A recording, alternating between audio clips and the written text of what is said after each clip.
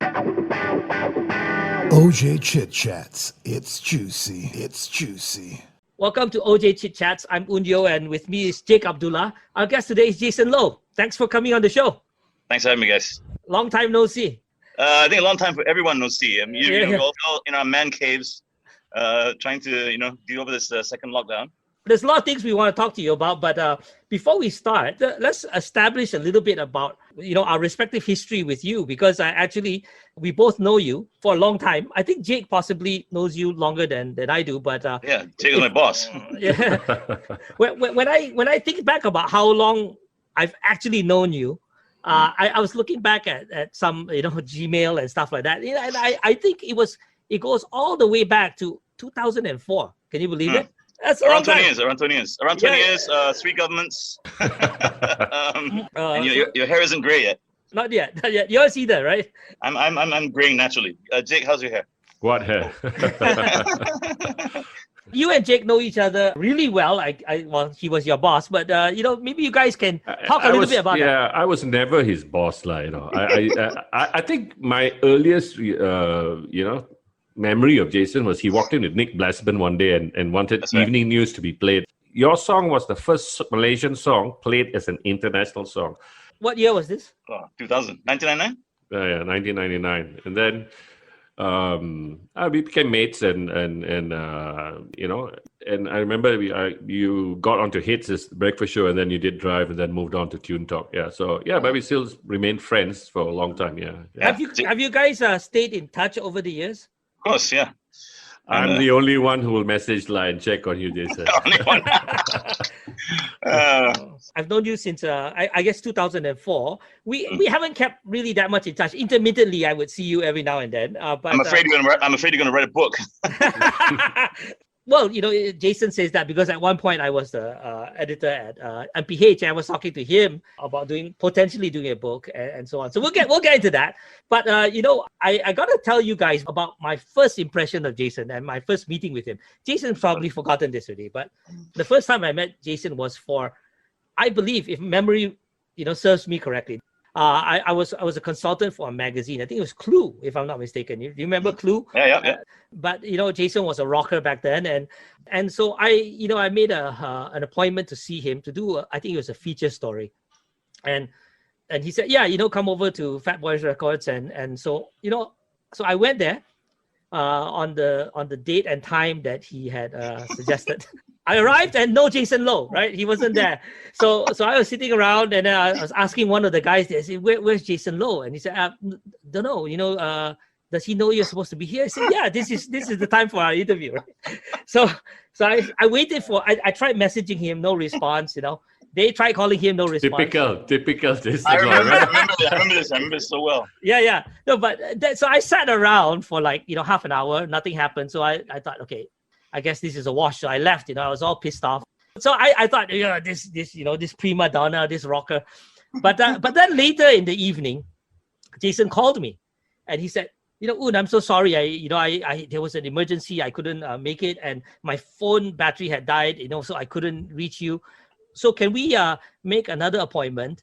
And let me know where you are. I'll come to you. Okay. So I thought, I wasn't pissed off anymore, and I thought, he redeemed himself, lah. Well, I thought this is a pretty decent guy, So that was my first impression of Jason. I remember, if I recall, that one was this guy had just walking across the road, and suddenly he fell over. Oh, so you brought him to the hospital, is it? No, the ambulance came because they said some people said, "Don't touch him, don't move him. You can't move his neck," and all this. I was like, but I do recall that when I was 16. Hey, Jason, how old are you now? I'm 45. 45. Yeah. Wow. Well, you've been through a lot, and we'll get into all that. But first of all, how are you doing? Okay, thanks. I'm busy doing music and just making sure my kids are okay. It's all homeschool.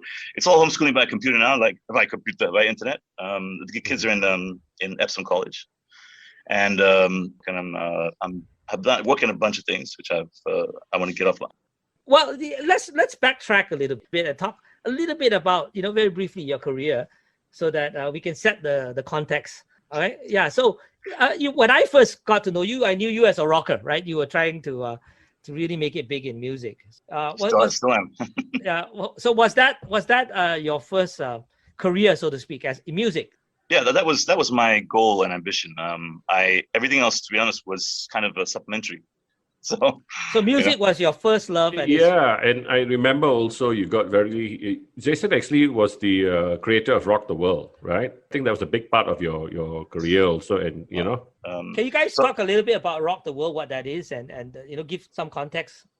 it's one day Panasonic came to me when I just released my music. Jake had released it, and people started calling in asking for the song, asked for evening news, and then Panasonic got wind of it, and they came to us and said, "Look, why don't we do an ad with Jason in it?" And then Nick, my partner at Fat Boys, said, "No, let's do a concert." I'm like, "Yeah, let's do a concert, a big concert in a stadium." He's like, "No, let's try a car park." And I was like, "Okay, in a car park then, for free." Okay, for free. It kind of rolled into. So it was a Yeah, I free remember concert. that. Yeah, that's right. Now, There were a few editions of it, right?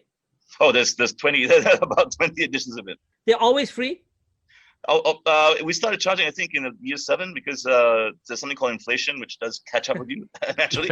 Okay. So Yeah, that and you also ventured into different stages where a few That's right, yeah. stages, right? So there were Yeah. a couple of stages before. There was only one main stage, then there were a few That's right. stages, and then smaller So- bands played. So it was like if you play in Rock the World, you can make it. So that Jake was played a- around the world several times. I actually played percussions for Bob Shavit, one of the shows. Yeah. Okay.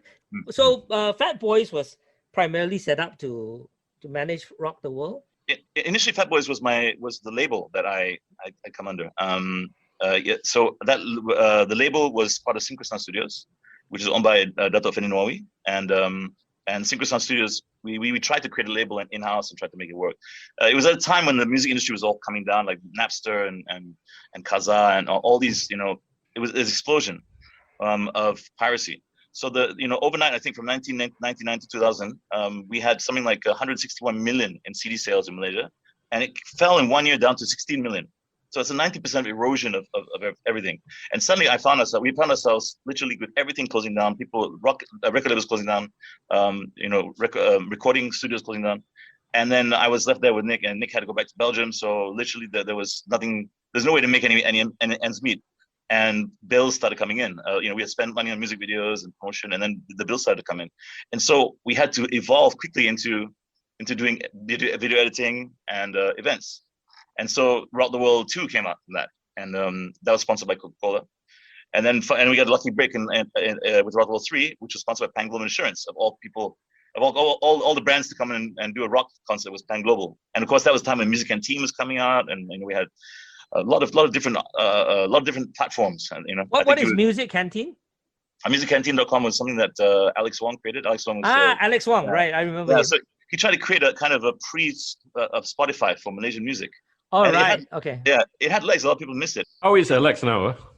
Well, he's good. He's you spun him on YouTube, on Facebook, and he's always riding around. His moniker was Single Track Mind or something. Single Track That's Mind. right. That's right. That's right. Yeah, yeah. He's amazing. He's a singer-songwriter, and I produced his first album, and then he went on to make I think 2 more. So Yeah. Jason, I have to ask you. I mean, I remember you on hits doing Drive, and then suddenly one day you spoke to me and says, "Hey, I'm going to join Tune Talk as CEO." So how did that come about? So I think I knew Tony from before, like when Tony was head of Warner. And one day I remember coming out, and I sat down, and he was looking forlorn watching TV, and I said, "Tony, what's wrong?" And he said, "Music industry's going down." And I said, "Well, what are you gonna do about it, man?" And he said, "I'm thinking about starting a budget airline."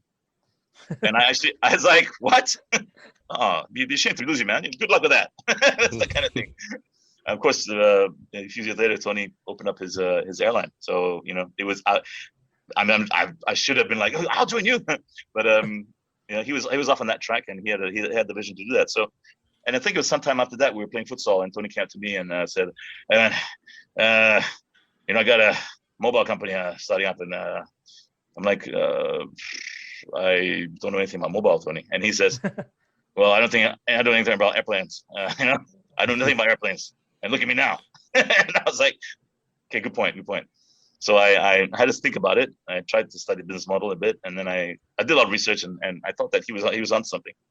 So at that point, you were you had a good gig on radio, and really good gig, right, on radio. And you actually decided to leave that to do this new startup called Tune Talk, which was a virtual mobile operator, right? Yeah. So why did you do that? I thought, I've been in radio when I have this thing where if I learn something and I've learned as much as I can, I quickly want to move to new things. I think I'd learned quite a bit from radio. I learned how you're sitting there with one mic and you're talking to so many people, but at the end of the day, you're only really talking to one person in the car, so you have to be personal with them. I learned a lot from Jake about how people had recall, like for instance, the song "I'm Yours." "I'm Yours." That was the number one most downloaded song in 2012, I think, and it was by Jason Mraz. But it was on high rotation, a rotation every hour. "I'm yours, I'm yours." It was doing that for 6 months before the the masses even picked it up. So radio taught me a lot about branding and marketing from a very strange perspective that I wouldn't have the opportunity to see. And I thought that it armed me in a sense with a lot of excitement into venturing to new things. So I've gone from an industry with nothing, like there's music in the industry, where there's contracts drying up, record labels closing, and there's revenues going to nothing, over to an industry which is a river of revenue. But you were in radio and you were doing well. I mean, the music industry perhaps wasn't doing so well, but you were doing well in radio. I think Jason is just very restless from what I know. He's just very restless. He wants to try new things. And I remember very specifically the conversation. He came and told me, and I said, "I think you should go." And that's Jake's management style as well. It told me, why did you think, why do you think he should go?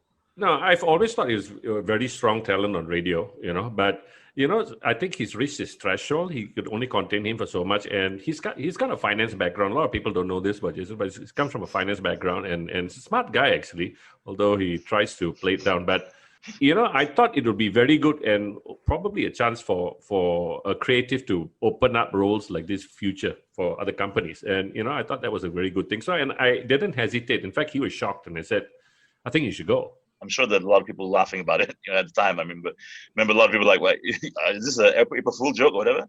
When I first got the offer, I got a book. I went to MPH actually, and I bought a book from MPH, which is like the top 10 things a good CEO should know. And I was sat on the toilet, and I remember reading through it. I was skimming through it, whatever. But I remember point number six. Point number six always stuck with me. It said, if you have $100 million US dollars to spend on marketing, don't do an advertising campaign. Spend $100 million creating events, community sessions where people actually interact for real in real life and actually engagement. Who wrote this book? Who knew? No. Was there some resentment among the people, the industry people, even within the company when you first came in? People will say, "Oh, sorry." For the benefit of Jason, HLR means home location register, and everyone has a little giggle. I'll be like, okay, but then of course I pull out my Wikipedia and learn about it, and then at some point, I think after 2 weeks, I would just, how do you make sure the CDRs are actually, consolidated properly, and blah, blah, blah, blah. And then I'd ask them these questions, and they'd be like, so I try to learn. I mean, it's not rocket science, but it is. I think, but Tony has been known to get people from the music industry. In fact, all of his Air Asia crew from everybody there were ex-Warner, right? Yeah, true. And mind you, of course, that was also when music industry was also coming up. But there was a lot of people in AirAsia, many different levels, which came from the music background as well. You were very much an outsider, right? I mean, coming in to be CEO of a telco industry, very different from the industry that you came from. How would you say your sensibilities as a musician and being from the music and events world, coming into the telco industry, how would you say your sensibilities affected the way you ran the business as compared to somebody who's, deeply entrenched in the system in the telco industry? Yeah, that's a good question. But it enabled me to be underestimated, to go in and I was very aware that I would shake up a lot of suits maybe, and I thought that a lot of people kind of felt whatever. I wasn't part of the cut from the same cloth, or whatever. They didn't know what to make of me. But very quickly, I did get a handle on it because a lot of these things are common sense, and I use a lot of the tricks of the trade to find a way to make some sort of impact. Yeah, you did a lot of experiential thing. I remember you even sponsored the Met 10 Awards. You know, you got into music a lot of experiential and engagement. And yeah, I think that was different because most of the guys were all very heavily dependent on just TV commercials and out of homes. And Yeah. You know, in the first 2 years, I think the recall, the recognition of the brand went from 20% to 80% in 2 years only. That a lot of people, I think a lot of the big guns turned around and they started doing concerts. So we used things like music to our advantage, and we worked on. I believed in working communities. But in terms of the end consumer, what's the profile of the consumer you were targeting? I think we were targeting kind of youth-oriented people who were focused on getting good bang for the buck. I mean, it's like the rest of AirAsia and Tune Group. You think you're actually the idea is that you're getting value for money, value. Yeah, real value. And the thing is, we threw so many bells and whistles in that we were not just a discounted service. We actually gave a lot. We were the only ones who made sure that you were covered for insurance. Yeah, so I remember that. Yeah. So you were covered for 100,000 ringgit personal accident insurance, which we underwrote. We underwrote by paying an insurance company on a monthly basis. If you stayed with us and your ARPU, which is average revenue per month, was above like 30 ringgit or 40 ringgit. So that was covered, and then we on top of that we gave a few other things like points. We created an AirAsia point system, and this is when I remember going to Tony and saying, "Look, we're doing our point system," and Tony said, "No, we've got big points. Big points come out in 3 months," and I remember saying, "Okay, so." In Tony translation, that means big points probably going to come out within 1 or 2 years. So I knew I had a window. So we quickly went away. I said, guys, big points is still not come out. Let's get our points out there. And I didn't mind having our points last forever. Like I said, look, let's have a point lasting. We're not going to cut people off because the churn in the industry is quite high for prepaid. The churn was like 80%, and that means that you're more likely to have a customer churn out, and then they are going to have one that's retained a long time and then use your points. So we're able to give really good deals to those who did stay with us. So Jason, the last time I actually physically met you, right, was when I visited your house in Bangsa, right? And at that point I was still with MPH, and I was there to talk to you about a book, and you were trying to pitch a book by your wife or your then wife at the time. Yeah. And but at that time everything was all rosy. You seem to be getting along well with her, and you were CEO of Tune Talk, and everything was coming up roses. And then I lost touch with you for a while. And the next thing I read in the newspaper, you got busted in. Was it in Dubai or Doha? Where was it? Dubai. Dubai, right? Yep. So tell us about that. So Dubai was something very funny about this. I think my soul wanted something, because I remember somebody asking me about success. I was surprised that I actually said this, and they said, well, how to be successful and all this other thing. I'm like, well, success is not this thing where you just become successful or whatever. I mean, I could get busted in Dubai tomorrow for God knows what, and I wouldn't be successful, right? And I remember saying that. What were you doing there? First of all, why were you in Dubai? I went to give a talk at a telco conference, and I remember the thing is, in Dubai, there's a website called Detained in Dubai. Dubai, you get locked up for a lot of things, for anything. I mean, literally anything. And it surprised me because when I came back after Dubai, I heard so much rubbish I can't tell you. What kind of came out of that was a whole bunch of stories involving God knows what, drugs and because So why were you arrested? Well, there was this guy Adi who was on the plane, and he had seen people pushing what looked like women in the airport, and someone went and hit the back of his head. So they attacked the back of his head. I was triggered because I remember that happened. I saw that happen before, and it stopped someone's heart. So I went in and wrestled this person. Before I knew it, there were 5 Emiratis on top of me. And I was like, "Stop hitting me!" So you were helping out a friend. Is it a friend was being attacked? Yeah. So there was and then what happened was I didn't know that these Emiratis there was some undercover. I'd actually attacked an officer. But the thing is, I definitely wasn't prepared for. I thought I'll get deported immediately, whatever. But no, you have to go through a whole cycle of detention. Then you have to get a lawyer. Then you have to. How long were you detained? Something like a couple of weeks, like 50 over days. And 50 over days. Yeah. 50. That's kind of normal. I mean, a lot of people Yeah, a lot of people come in. They just stay there until somebody calls them up, and then then you get a paper saying 1 week, then you get a paper saying No, so what was that like? Tell us about those 50 days. Well, it started out like I'm gonna be really hard and tough, So first 3 days, I'm like, I'm not gonna talk to anybody. Then I came out of my shell and I realized, well, I might be here for a while, and I didn't know what was going on. It was kind of surreal. No, so first, when you were first brought into the jail, you had no contact with anybody. You just had no. Is it jail or is it? It's a detention center at the detention airport. center, yeah. Well, near the airport. Yeah. Right, and you had. Did they take away your phone or? They take everything. They take everything away, and shoelaces. So who was the first person you were able to contact? The first person I contacted was probably Kyrie. How long were you in already at that point when you managed to contact Kyrie? I think in about 2.5 weeks. I was 2.5 weeks. Yeah. So for 2.5 weeks, you had no contact with anybody. Yeah. And what happened next? Well, kid, the thing about the Emiratis, the moment I was in there, the guys told me, don't bother trying to bribe anybody. We all drive good cars here. You do a Middle Eastern accent really well, Oh, that's what they said. Wallah, do not try to bribe. You will be in more trouble. And it's true that there's no bribing these guys. So there's no string. If people were pulling strings, I would have been out there within 3 days, I'm sure. So I don't think any string pulling was going on. I went through due process, and eventually one day they. Wait, hang on. You said Kyrie called you about after 2.5 weeks, so that's like 20 days. But then you stayed there for another month. Yeah. That's right. Yeah, that's right. It wasn't. Yeah, what were your thoughts? Again, like I said, that's just exactly what I wanted to ask. What were your thoughts going through your heads in the 50 days? And I'm going to repent this. I'm going to change. What were you thinking? I'm sure you'd have. To be honest, I was looking for. Actually, I had a lot of hope. I was coming forward to. I was looking forward to coming home and seeing everyone again. And I was. I actually wanted to.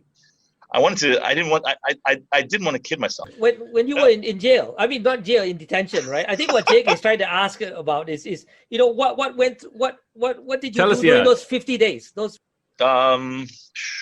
was it like? I tried to break out quietly. Did you really? Yeah, I was thinking about also things that go to your head, and I found out that there was a grill on top where air conditioning was coming from. I could actually break through that and fit through that and crawl out and then go to Oman. That was my plan. So what happened? I think what happened was that I didn't have the balls. Were you inspired by the Shawshank Redemption or something? Yes, I was. Actually, I had a natural tendency to be myself. After a while, I did things like every night at midnight I would sing songs, right? And I sing for the prisoners, and I started singing every night in my dreams. And after that, it was Dazan, Malaysia, Armageddon.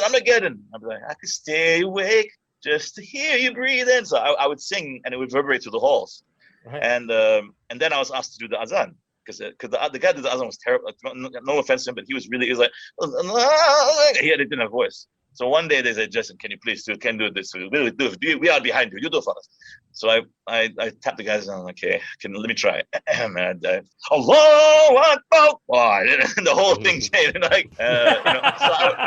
I know exactly how I do it. I said, La ilaha illallah. Really like pushing it, And then the guards would be like, oh, you're the singer, yeah? You must sing for the king. Yeah, good. You stay here longer, eh? That.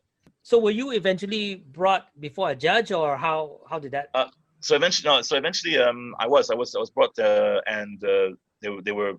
I signed some things, and they kind of said, okay, well, you're because the guy I attacked apparently went to Umrah after that. So the witness is not here. And in fact, before I left, I had to have tea with these guys. The team who attacked me. So literally, I had tea with these guys, and this guy who went to Umrah didn't even bother to come to sign off on my thing, which would got me out of lawyer. They said, "Wallah, Jason, I want to come to Kuala Lumpur from my honeymoon. You don't have any problem at airport for me."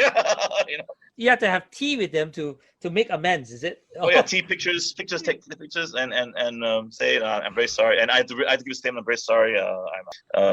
So Jason, going into that, you were still CEO, is it? When at the point when you got detained, I was a CEO, but I had to be honest with you. Prior to that point, I'd already seen the writing on the wall, and Air Asia was coming in to take over TuneTalk. I had sent an email to Tony and Din. I said, look, we need to get someone else in. We need to. I'm giving this 10 years. I didn't want to become a fixture necessarily, because I had this thing where I wanted to try new challenges. So it was the 10-year anniversary in August. By the time I'd already tendered, and so I was. Oh, so you had already tendered. You tendered, like.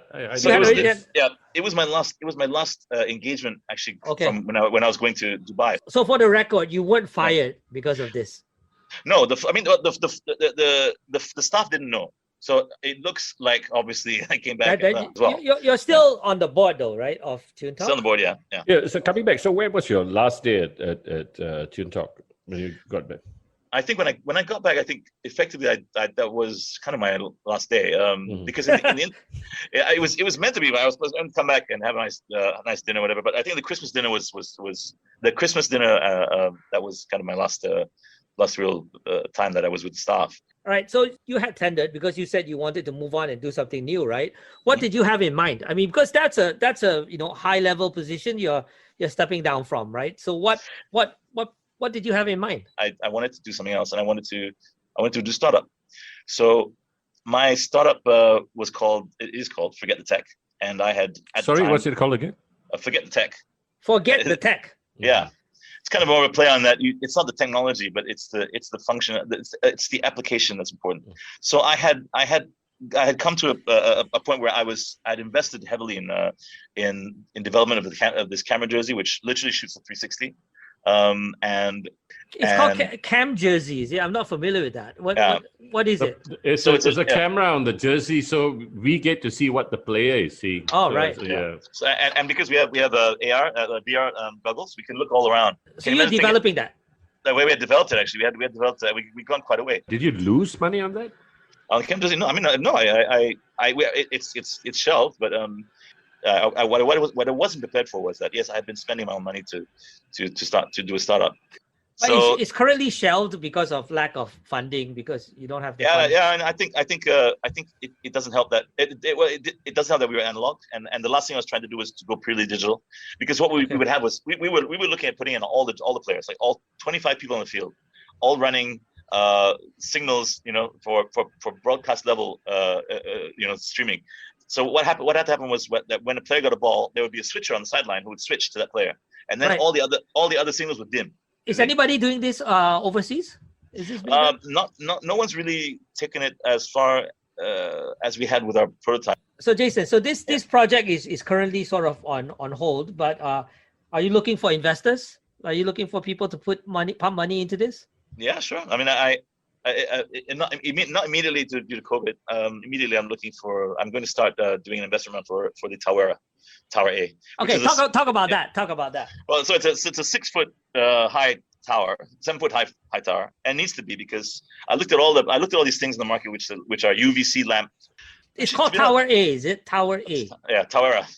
Towera. Okay, Towera. Okay. I thought and what is it? It's an air purifier, is it? Yes, it's an air purifier, but it actually does the job, because you need the pathogens to go into a chamber, and it needs to go from all the way through, and it needs focused UVC light on it for a certain amount of time, and it has to be closed. It has to be completely concealed. So from the top, the air comes in the bottom, okay, and it goes all the way out the top, and it comes out. And inside, it's got these UVC lamps, which are never more than 2 inches from it. So it basically zaps what it does is it breaks down, it disables viruses' ability to replicate. Because one thing that I know about SARS, and I did a lot of research about how pathogens have been passed. A lot of it is in the bathroom. You don't know this, right? A lot of aerosolization happens in toilets. When you flush a toilet, there were studies when they flush toilet, and they come back an hour later, and there's still aerosols of that flush in the toilet full of viruses. And then the door opens and a vacuum takes it onto the hall. So putting one of these in so buildings are literally factories for airborne pathogens. Now, there's a difference between droplets. The droplets are between 5 nanometers and upwards to 100 nanometers, right? You sneeze, achoo, and the droplets can linger in a room for like hours. But usually they'll fall to the ground if they're larger than 5 nanometers. But if you have an aerosolization, which comes from talking, shouting, or it comes from flushing a toilet or sweat, these these can carry something like 168 feet. They found, and these are the ones that come out of the bathrooms, and they're specifically carrying viruses as small as tuberculosis, which is less than 5 nanometers. Those are the ones that I think these are being passed on by, and I think the clusters and all that are so dangerous because they spread things so fast. I don't think it's the droplets, because droplets will be bound by gravity. And when I looked at everything on the market, I realized there's only these tiny desktop ones that are working. They don't have the volume that can handle a full room. They don't have the. You need to. I mean, this is serious stuff. We have to understand that this coronavirus thing is going to be a seasonal thing. It's something that it's a way of life that we're going to have to get used to it. And is this targeted for consumers or for industry? Yes. So it's targeted for consumers. I'm sure certainly we can sell about 10,000 in the rollout. So how much do you think that you'll retail for? So I'm trying to look at a retail about 150 USD, and a transfer price to the dealers for about 100. So we're looking at obviously the first one cost is quite high, but we realistically I think we could probably make it. So is it a global possibility, or you're looking Malaysia first? Malaysia first, but I've got some guys in the UK who are interested in looking at it, and because there's a lot of things coming on the market. I mean, Panasonic has just launched an air conditioning thing, but the thing is, I have to stress that this is a specific tailor-made product for one thing. It's not a 4-in-1, an 8-in-1. You'll find that your air conditioning can't really do a diffuser and inverter at the same time because of the way the coiling and the heat works. And so sometimes air cons can't do 18 tasks at once. Is it at that beta stage right now, or what stage is it at? So it's a stage where we're ready to go to the lab to test it, to find out exactly what its capabilities are, like the volumes it handles and all that. But there's a lot of data already that comes from the German satellites that shows that it is a proven technology, and it's what can be bought and seen, so that you go into a toilet, you see a tower there, you're like, okay, this place is safe, I'm cool.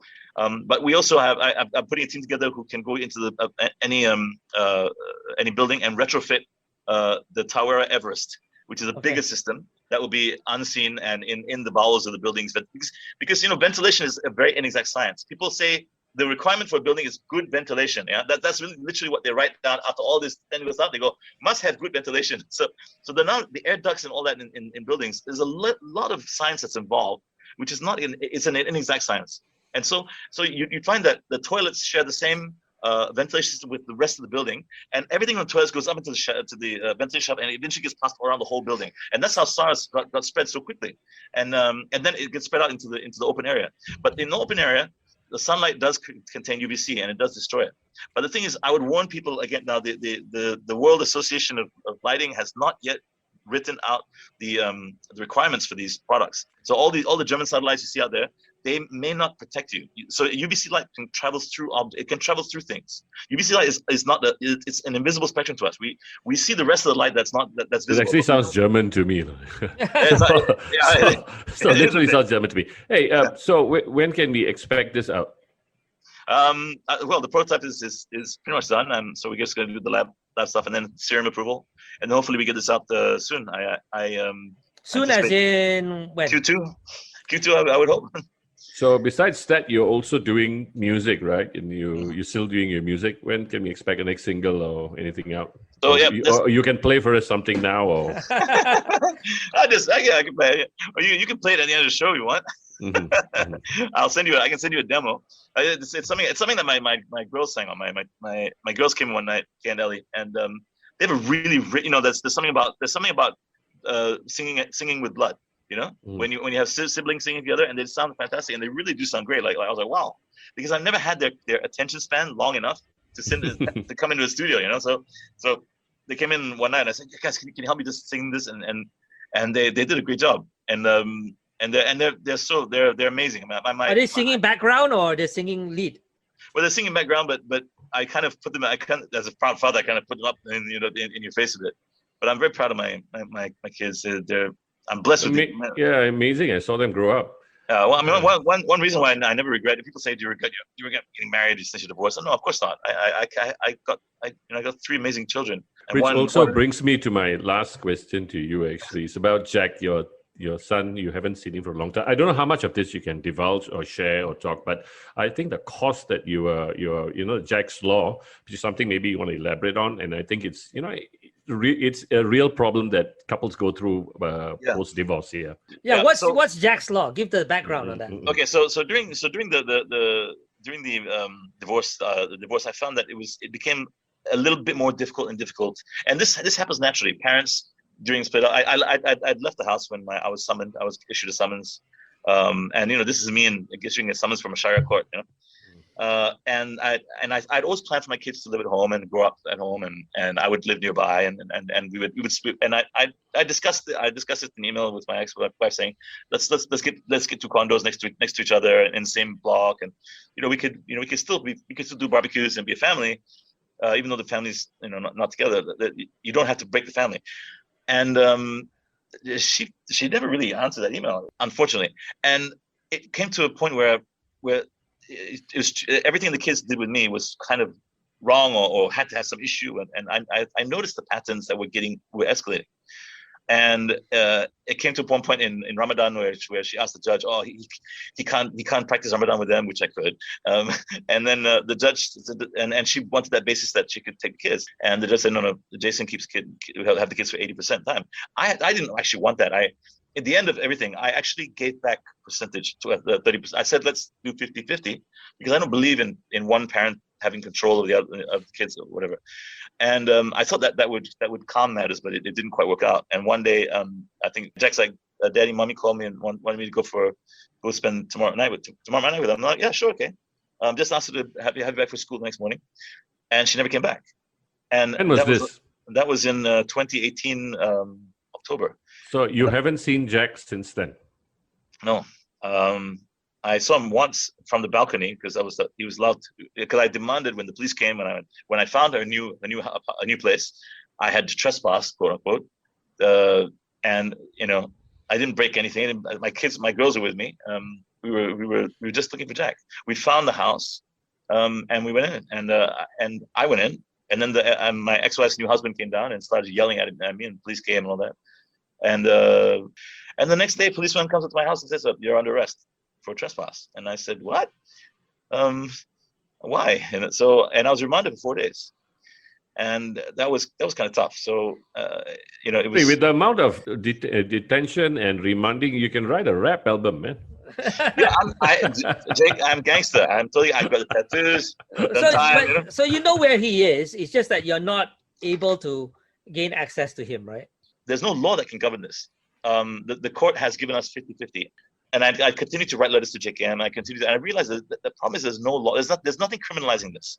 And then I had fathers contact me, in touch. And then there's this group on a WhatsApp chat with the fathers who had this exact same thing. They go to the house. But Jason, isn't there some authority that you could, whether it's the courts or whatever, who you could turn to say that, hey, look, I'm not getting access? Isn't there some kind of authority you could appeal to? Well, so the problem is that the authority that controls this is the court order. So the court order says that we have equal access. The problem is that I don't want my son to grow up having a memory of me pulling him away from school and I don't know what she's told the headmaster and whatever, and the article in the Star came out and it was all messy and it was shocking to see that. So what is Jake's law? Tell us what is so Jack's law. Jack's law, not Jake's law. It's actually Jack's law. Sorry. I hope I never get a law like this. So what is Jack's law? Is it something that you're trying to propose? Is it Jack's law? I wrote Jack's law specifically to cater for the identification at a very early stage of the parental alienation. Now, parental alienation is a phrase that was coined in the 70s, 80s by extensive study into this phenomenon that I think came out of the Industrial Revolution. The pre-Industrial Revolution was, it was pretty much impossible for women to divorce and have a same economic parity. So I think what happened was they started to use to manipulate the system, and then found that if they accused and used the kid, weaponized the children, if they weaponized kids to use as leverage, they could attain economic parity. And that's what really has been happening, I think. And I didn't know this by the time, but now I know that a lot of people who are in divorce cases experience this horrible phenomenon. And it's horrible because nothing should come between the love between you and a child. Because from a child's perspective, it's a fatherly or motherly love. It used to be called malicious mother syndrome before before it was changed, because it No, used to be so a lot of, what is Jack's law? Is it a proposal? Is it a proposal to actually create a law? yes. Essentially, it's fully written already with appendices attached. I get a whole translated in Malay, and I send it to all the ministers. And I hope that it comes up for reading in first reading in Parliament in March or April, so that they can debate it, and then the committee can inform. Would it cover Muslim marriages? yeah, I mean, yeah. because Yeah. it's, But that's it.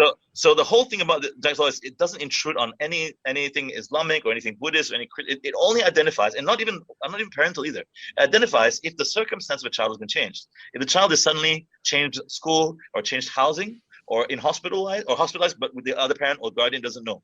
And even if that person is a foster parent and the foster parent suddenly has no access to the child for 21 days, that tells you something wrong is going on.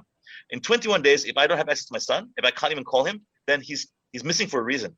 If I would normally be able to call him, either you see, if whatever the mother claims, doesn't matter. If the police investigate, either I'm molesting my child or I'm not. If I am, then I go to jail. If I'm not, then something has to happen. And what has happened is the something is nothing in Malaysia because we haven't got a law to address this. so are you working with some legislators to try to get this passed?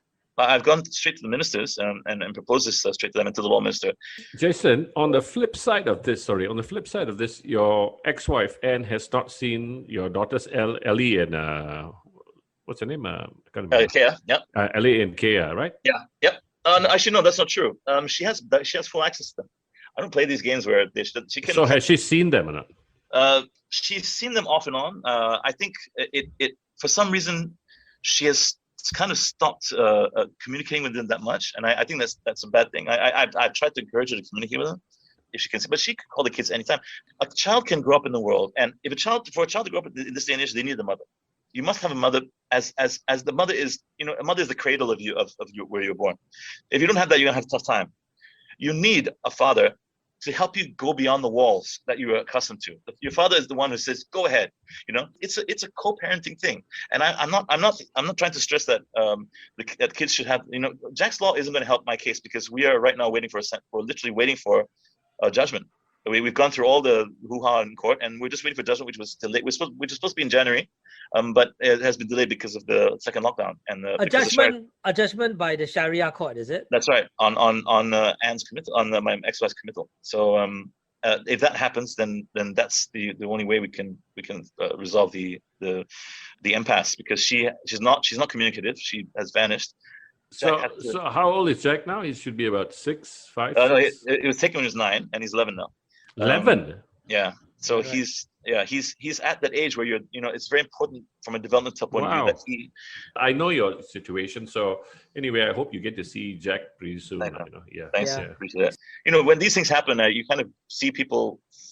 You realize that there are people who are there for you, and You mentioned that your wife has gotten remarried. I mean, do you see yourself getting remarried? Good question. I'm not sure. Or do you want to stay single for the rest of your life? Enough of this. There's something about the institution of marriage that I've always felt that I was married. I've always felt like a dad and a married person. I mean, I always felt that. You want to share your life with someone, I guess, and I suppose I do. But there's probably is the right time, I think. Yeah. I think Jake's encouraging you.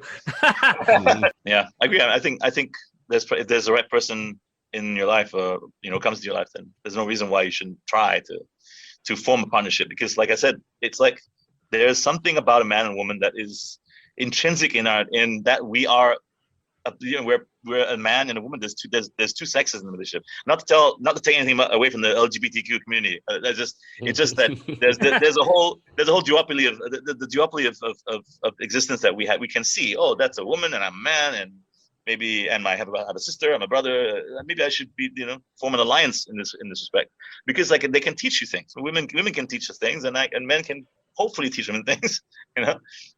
Talking about relationships, right? One of your strongest relationships, one of your friendships, is with KJ, Khairi Jamaluddin, right? Correct me if I'm wrong, but he was, or maybe still is, your best friend. Yeah, I think When did you first meet him? When did you first meet? Tell us a little bit. Let's go back. Yeah, Khairi was in Kuching originally. It was in Lodge School, my original school, but we must have met that. But high school, is it? I mean, secondary school. I was actually kindergarten. Kindergarten. Yeah, because Right. his father was based there, and then eventually his father was ambassador to Japan and UK, and he left the country for a while. And then one day I met Kyrie when I went to United World College in Singapore, and we kind of hit it off, you know. So United World College, Kyrie was the cool. He was like the cool guy. He had some leadership qualities, and you can see that he was obviously head of the football team and all that. So I suppose it was serendipitous that we'd hook up later on, and we eventually lived in London together, and we So you became fast friends in Singapore, yeah? Yeah, and also the kind of friendship that we can also have a grump at each other for like 2 months or whatever, and not talk to each other for like 3 months or whatever over some stupid thing, you know. So it's one of those things where I kind of understand Kyrie at a different level as he does me. So and you guys are actually quite different. I mean, he's into politics, you're into music, you know. So yeah. What was the basis of that chemistry that allowed you guys to become such close friends? Well, I think understanding. Kyrie does understand a great deal. He's well read, and he has his idiosyncrasies that he doesn't reveal to everyone. When people say who is Kyrie and they try to figure him out, Kyrie is a bit of an enigma, you know. And you wouldn't realize this, but he's a guy with a lot of principle. And I know that Kyrie sometimes has to play the gallery, you know. I just stopped judging him on what his party was doing. When he plays to the gallery, right? You mentioned that, like especially when he was UMNO Youth Chief. Yeah. When he first became UMNO Youth Chief, he played to the gallery. He did all that Ketuanan Melayu thing, right? Did you reach out to him and say, "Hey, what the hell are you doing?" Yeah, I did. That was when I kind of realized that, everyone's doing the same thing, and it's not really, doesn't really help him. And after a day of politics, you want to come home and meet up with your friends, whatever, and not talk politics, you know. So So you don't talk politics with him? Sometimes, but I think if there's something important that I feel that's important to bring up, I would, but I wouldn't. I would stop telling him how to do his job, rather, as he didn't tell me how to do mine, kind of thing, you know. So when you get into that territory, you realize that he may be a public servant, but he's not my servant, you know. So I think people have to understand that about That's friends. Well put, actually. Yeah. So you mentioned he was principled, right? Some people think he's not, right? So give us an illustration of why you think he's principled. Well, I think it goes to show that he didn't leave UMNO. He's a loyalist, and regardless of whether the party is naturally whatever people call it, racist party, or based on a racial or apartheid agenda or whatever, people like to see a loyal guy. People like to see somebody that's not party hopping. People like to see someone who's trying to change things from the inside. And that was him being principled in who he is, and just that's part of who he is. And I think another time when he was bombarded, Kyrie was on the fourth floor, this and that. One night he calls me, and this is a terrible time because he was in the media for all the wrong reasons. And he calls me up. He says, "Jace, I need you. I'm near your house." I'm like, "What's up? There's been an accident.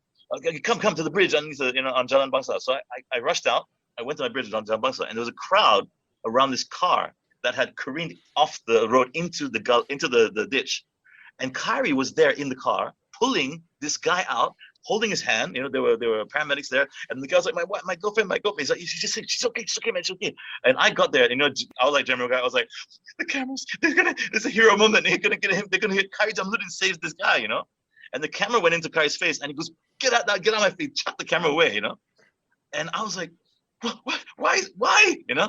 Because he was getting, he was under fire in the media, and this is something that no one would see. That nobody would see this heroic moment where my best friend was literally covered in blood, carrying this Chinese guy out of all people. It was a Chinese guy, It wasn't. People can say, oh, it was a Malay guy. It was a Chinese guy. He was being genuine. And it's interesting you mentioned Chinese guy. Well, you're sort of a Chinese guy, aren't you? Exactly. It's Chinese Irish. Actually, let me ask you about that. Do you identify as Chinese, or do you think of yourself as Eurasian, or what? How do you identify yourself as? I'm a Sorokin, actually. So I'm technically I will be voting the moment the NEP recognizes me as an equal citizen. I feel that the class-based politics should be there instead of race-based. We should go class-based, and once that occurs, then I think I told you this before. I said I don't vote because it's a race-based system. Do you have these kind of discussions with Kyrie? I have had them. In the past, and he knows fully why I refuse to. I refuse to vote in protest, but it's not a big deal. But don't feel like it, like I have a reason to. I'm like, let the country sort itself out before before they consider me part of the country, you know. And I think I've definitely been Malaysian enough in being proud of what we do and trying to achieve things and contributing to the the development of society as much as possible, and building platforms and writing laws for the betterment of society, that I can probably say that yes, I am a Malaysian. I'm trying to make contributions that are meaningful. And I mean, and when COVID hit, the first thing that was in my head was I got to build something that can combat this virus and all the other viruses that are going to come after it, because Right. because I have this tendency to try to do things that are I think that Yeah, can, but music is still your number one music. passion, Yeah, right? music I've is always at the known core that. of it all. Yeah. Yeah. Yeah, music Yeah. is basically the documentation of my journey. So since we're talking about music, Jason, let's play your new composition, right now to end this with.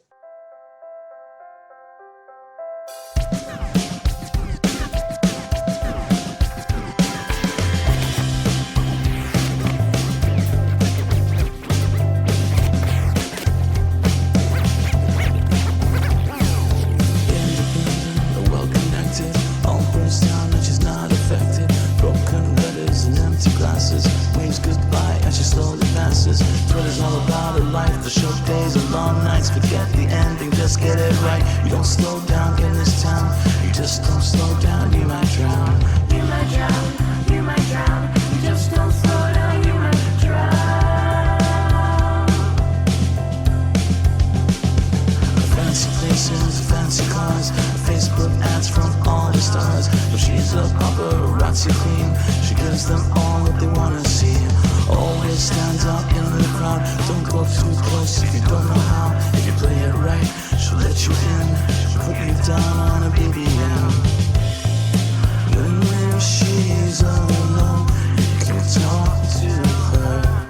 Find out what she is. Every moment, like a storm. Maybe she's wrong, maybe she is. Hid in the rain, hid in the rain. If you look into her eyes, you've seen it before. It's all in the game. And I wonder if she might be like all of us, just trying to find out what we've lost in. Hating the rain, hating the rain. Again.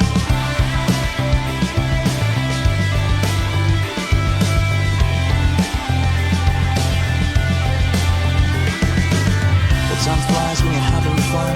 You turn around and you've lost someone. All the nights are still the same. The sun goes down, there it's up again. The new things come and the old things go. You drive too fast and you walk too slow. You never know what we become. You never know what we have learned. And all the things you thought we'd had, and all the times that you were slipping, never gave enough of what you were, and now you're leaving. Hating the rain, hating the rain. Have you seen it all before? You know they forget you, 'cause they never met you. And you won't know why, no, you won't know why, no, won't know why. And you won't know why, no, you won't know why. You are hating the rain, hating the rain. Oh, no, no, no.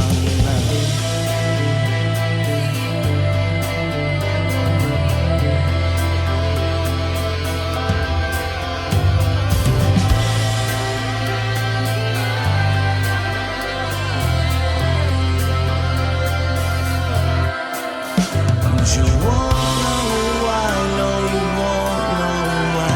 And you won't know why, no, you won't know why. And you won't know why, no, you won't know